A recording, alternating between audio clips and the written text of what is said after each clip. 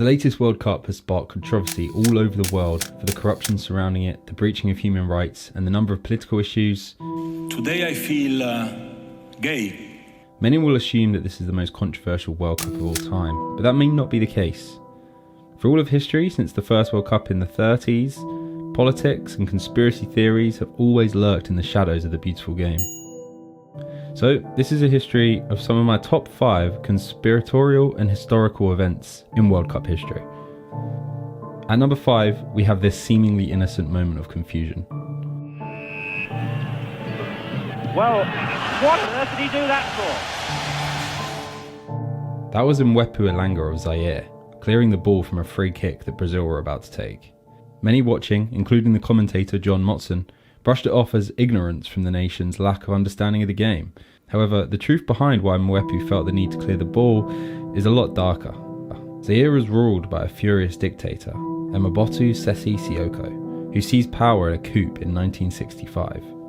He changed the country's name to Zaire from Congo, the name you'd probably recognise the nation for. Mobutu was a huge football fan and became obsessed with his country playing at a World Cup. He would aggressively build a dominant side by recalling many players who had moved abroad, often against their will. The talented team won AFCON in 1974 to become the only African nation to book their place at the World Cup. Mobutu was thrilled and would award all the players of a house and a brand new VW car. The nation were expected to perform well. Mobutu sent a large Zairean presence to the tournament, including a team of witch doctors to give their team the best chance. In their first match against Scotland, they performed admirably, but ended up losing the game 2-0. Unfortunately, this was the high point of the tournament for Zaire. After the game, a dispute about match payment broke out between many of the players, claiming that the government officials from their country had taken the players' money. Chaos ensued, and the team would refuse to play any future games. FIFA ended up paying all players 3,000 Deutschmarks, which eventually convinced them to play their next match against Yugoslavia. The Yugoslavian team weren't seen as being much better than the Scots. However, the Zaireans looked out of sorts and went 3-0 down within the first 20 minutes. Things got a hell of a lot worse when the number 1 goalkeeper, Kazi Mwamba, was replaced by a friend of one of the government's officials, who was keen to see his friend play in goal. The replacement goalkeeper happened to only be 5'4". Now, considering a goal is 24 foot by 8 foot, this might not have been the best idea.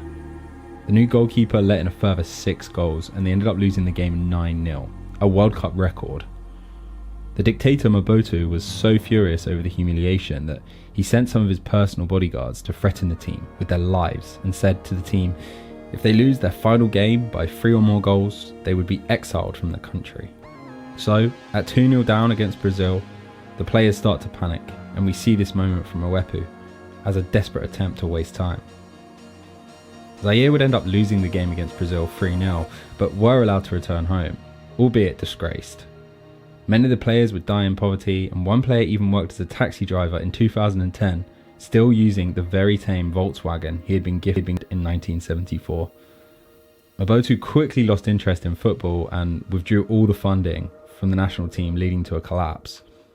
He turned his focus to boxing, where in October of the same year, the country hosted one of the biggest sporting events of all time, the Rumble in the Jungle, where Muhammad Ali would knock out George Foreman in the 8th round. Mobutu fled the country in 1997 after an economical crisis and died later that year. The country is now known as the Democratic Republic of Congo, and the story of Zaire and the 1974 World Cup is far from a funny one.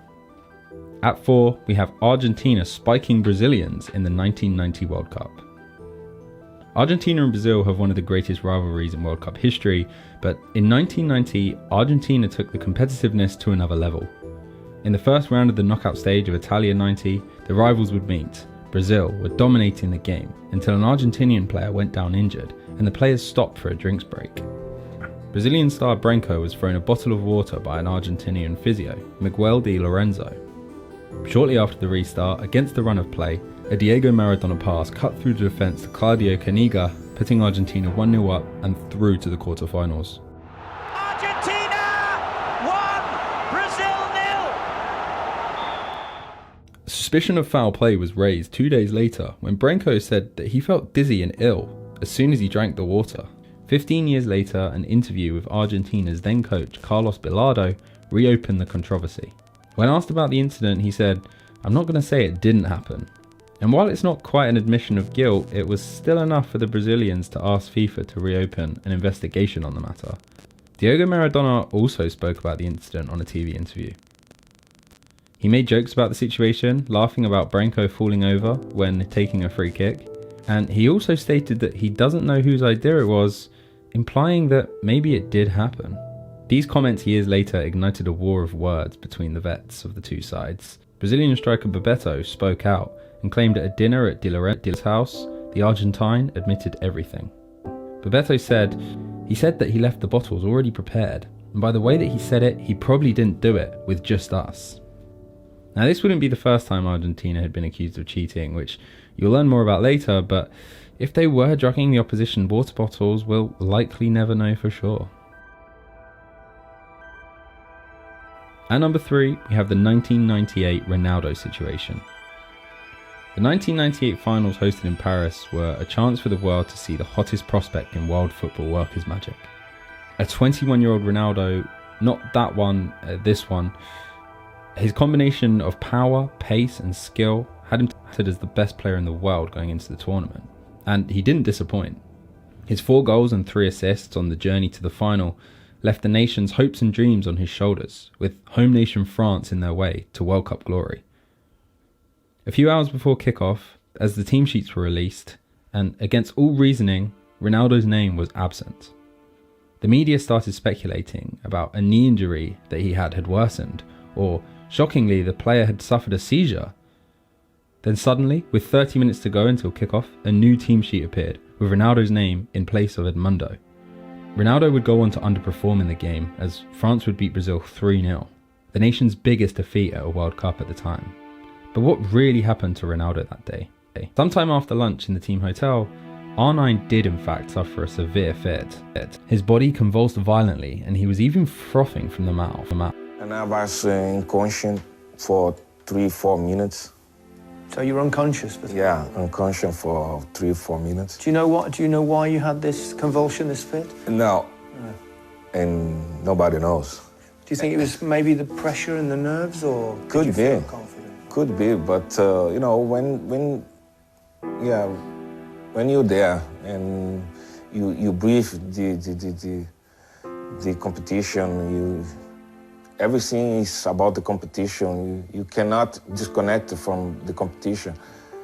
It's a lot of pressure.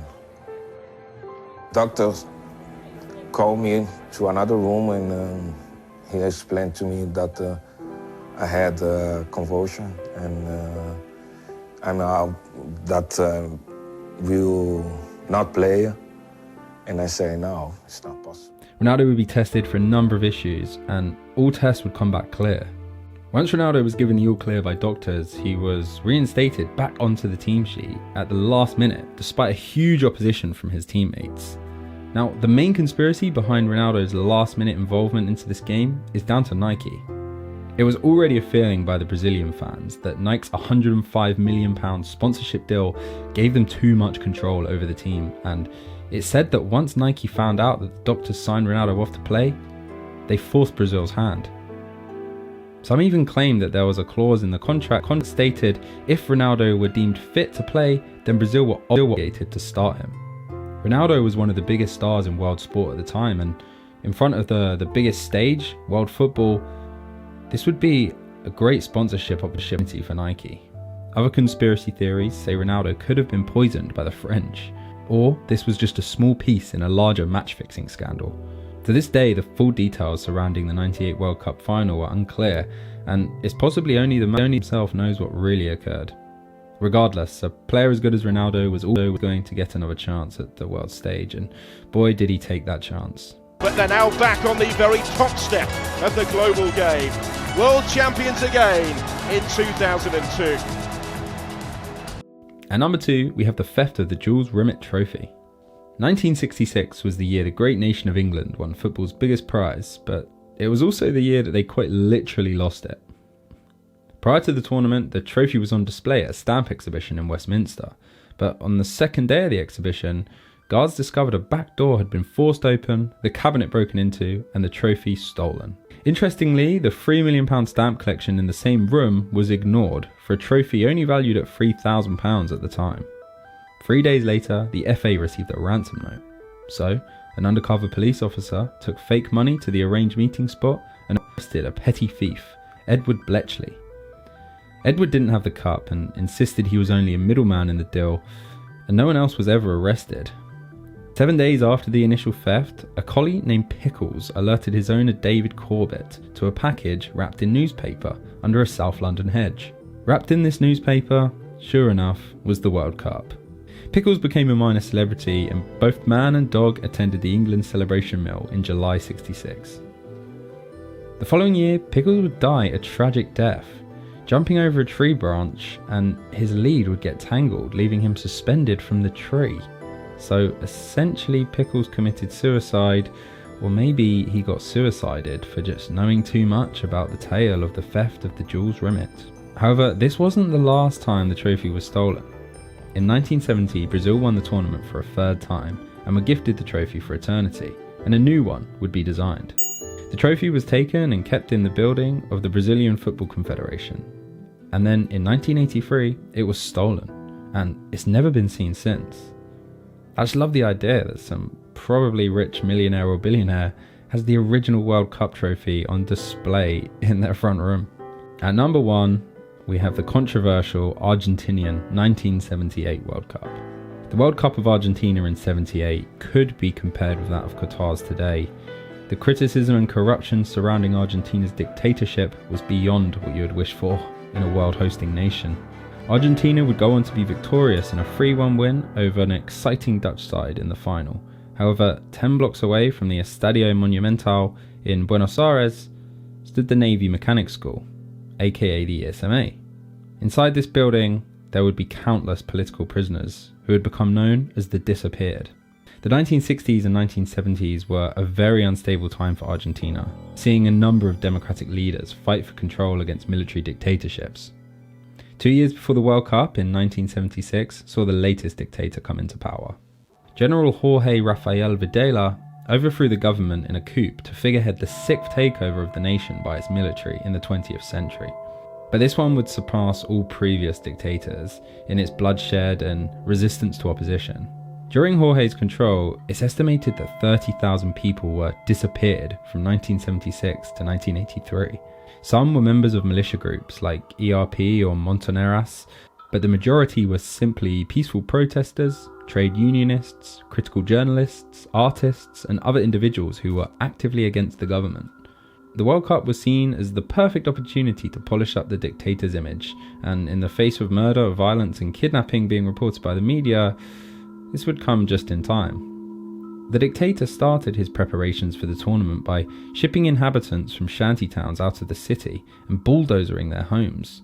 And if you objected, well, concentration camp or prison for you.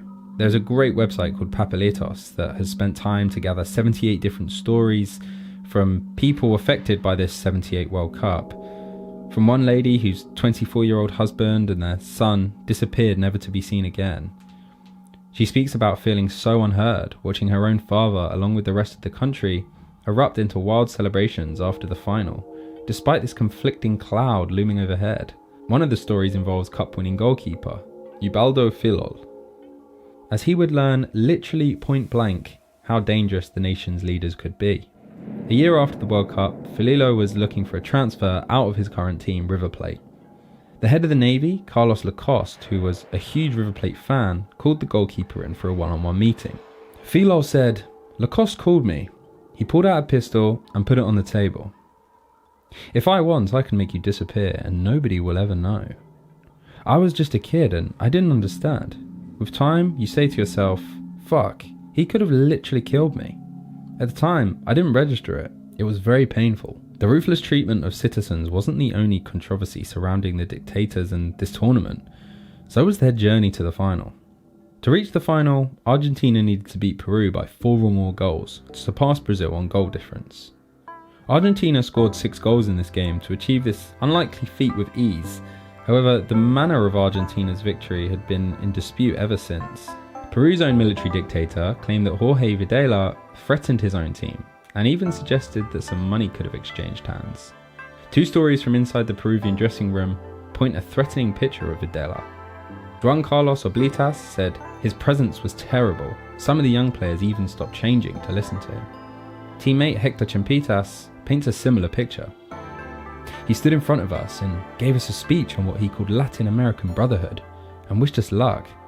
Videla was frightening. Also, with the unearthing of recent photos that show Jorge Videla in the Peruvian dressing room, suspicions have only been heightened. Whether Peru were cowed or bribed into submission is still a mystery, and I don't think we'll ever find any receipts. Videla's hunger for violence and football glory was not enough, as he would find himself ousted in a power struggle that would ultimately see the dictatorship collapse 2 years later.